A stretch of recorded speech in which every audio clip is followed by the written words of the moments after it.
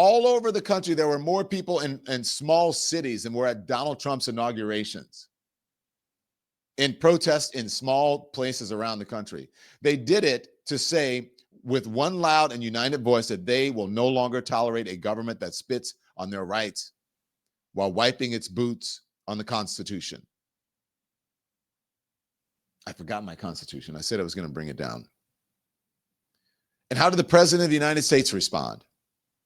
Did he listen? Did he engage? Did he even pretend to care? Did he? Nope. Donald Trump posted an AI-generated meme of himself in a fighter jet, defecating on protesters. You think I'm lying? Defecating on the very people he's supposed to serve. And one young influencer, Harry Sisson, whose only crime was speaking out. That's where we are, America. Here is that video proof.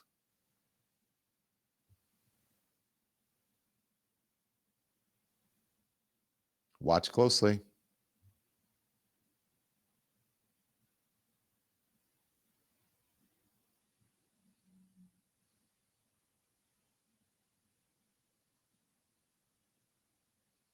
Now,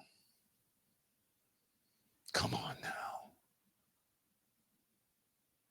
The President of the United States taking a dump on the American people,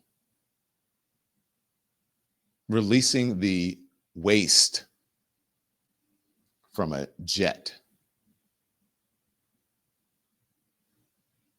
By the way, this is a very man who is a draft dodger and claimed that he had bone spurs.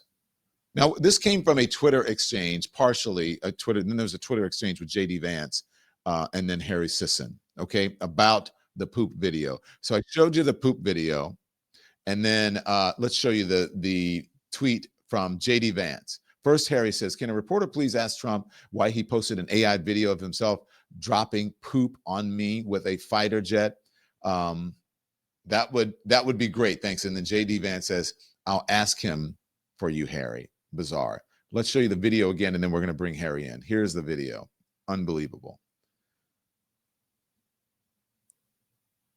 Crazy. Then there's music in it, so we're not playing the music because we don't own the music, right? We don't have the rights to the music, so we took the music out. But there you go. There's Harry getting pooped on, and then also Americans who are exercising their First Amendment right. Harry Sisson joins us now. Good morning, Harry. How are you? I saw you in the background looking at that. I mean, Jesus. Yeah, that's kind of my reaction as well. I was listening to you cover this story, saying like, "Oh, there's Harry getting, oh my God, there's Harry getting pooped on by the President of the United States." It's just not a sentence, number one, I imagine you ever thought you'd say, or no, a sentence I ever thought I'd hear. So it's been really crazy to watch all of this unfold. Yeah. What do you think about? How do you feel about that? It's not. Look, I know that you have a tough skin. You've gone through this before. But, what do you feel about that?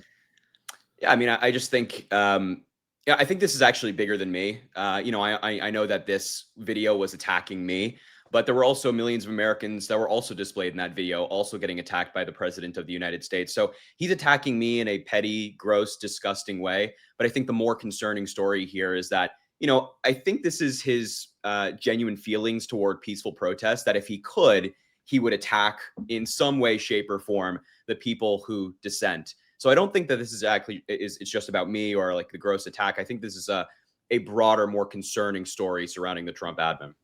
Isn't it a broader, more concerning story? You're correct. Isn't it one, though, about how he feels about the American people? I think he thinks he only governs for and is the president of the people who voted for him. But these were millions and upon millions of Americans who are out there saying that they were tired of the, no pun intended, the bullshit that is happening right now. And yet he has a 37% approval rating. I think he should be a little bit more cognizant about how the country is really feeling about his policies. Yeah, I mean, you'd think, right, for somebody that's in politics, you'd think that they'd want to appeal to the most amount of people possible. But I think our argument on the left just got a lot stronger over the past 24 hours. And I actually made another video, a follow-up video in response to this, making the point that I think Donald Trump just proved us all right with what he did, and JD Vance's attack on me. Our point at the No Kings protest is that Donald Trump's an authoritarian. He's not a serious person. He doesn't care about this country. He doesn't care about you. And when he's posting childish AI videos of him attacking me, attacking millions of other peaceful protesters, Americans who are using their First Amendment rights, I think he's proven what we've been saying about him for years now. And so unintentionally, I think Trump actually kind of did us a favor with this whole disgusting story. Harry, I don't want to I'll talk to you about the JD Vance of it all in a second. Well, let's just talk about it now and then we'll go on. I mean, JD Vance, like responding to you with, I mean, don't these people have anything better? The president of the United States, look, don't get me wrong. I'm not minimizing your importance and, your reach in the culture. But even when I was on CNN and the president would tweet about me, I would say, why do you care what a cable news anchor says about you? Why do you think he cares about a young influencer? Like, doesn't him and JD Vance have better things to do with their time? Well, no, Don, I don't think you're minimizing me at all. I think you're actually exactly right. I have no idea why the president of the United States and the vice president of the United States are more interested in social media beef with a 23-year-old who's still in college, as opposed to, being interested in leading the country. It's not an answer that I have. I think it actually speaks to the mentality of Donald Trump, why he's in politics in the first place. He's more interested in views and clicks than he is, making people's lives better. But on the point of JD Vance in particular, I don't think this guy has anything to do during the day. I think his job in the White House is kind of just tweet, attack people on social media who are against the administration, and then occasionally go make a speech. I don't really think JD Vance has anything else to do. And I think Donald Trump, of course, wants to be in the spotlight as much as possible. Why do you think I think they're kind of obsessed with you. You think JD may have a little crush on you or something? Maybe. I think I think we're all collectively living in their heads rent free right now. And so I just happen to be the latest victim of it. But I think it's not just a me thing. I think he has a little bit of a crush on all of us. He just won't ever admit it. I don't want to put words in your mouth, but where do you think we are in this moment? Because I believe that these protests it's a turning point for America. And I think it was also a turning point for Democrats or anyone who doesn't believe in this tyrannical government and their policies and taking away people's due process rights, et cetera, everything that's going on in America right now. I think this is the beginning of the end. I liken it to the Tea Party because Democrats sort of poo-pooed, again, no pun intended, the Tea Party. And then the Tea Party eventually led to MAGA, right? And so now you have millions of people who are finally saying, I'm fed up. And I think that this gave them the confidence to continue to push back and, oppose going forward.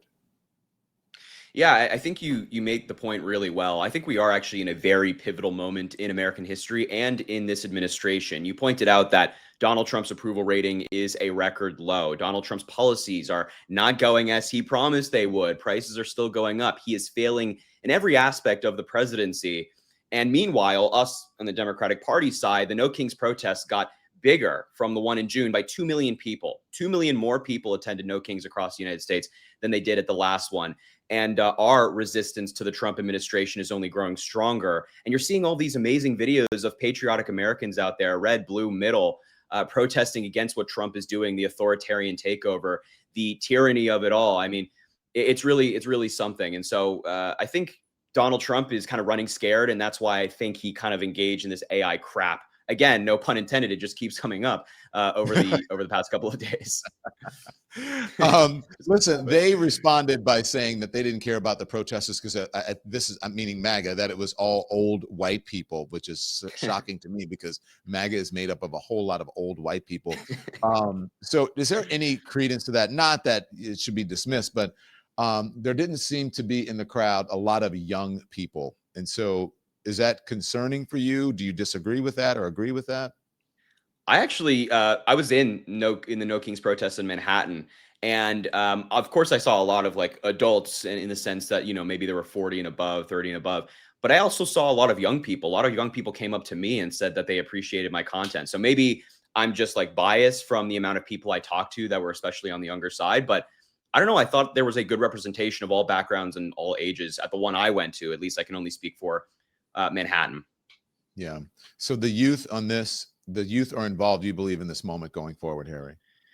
I do. I think Gen Z and everybody, below the age of 30, whatever it might be, people that are typically not big voters, not interested in politics all that much. I think their interest is like hypercharged at this moment with seeing everything take place. And I only think that trend is going to get worse for Trump. You're seeing the polling on young people just get worse by the day for the Trump administration. Even young men, which is surprising, even young white men are starting to move away from Trump. So we got to keep working on it, pushing forward. But it's not going well for them right now. No, not at all. Harry, thank you. What's your message to the Trump administration before we let you go? Um, I'm sorry that I bother you so much that I have to live in your heads rent free. But you can't stop it. You can't silence me. Can't silence Dom. Can't silence anybody. And we're going to keep going.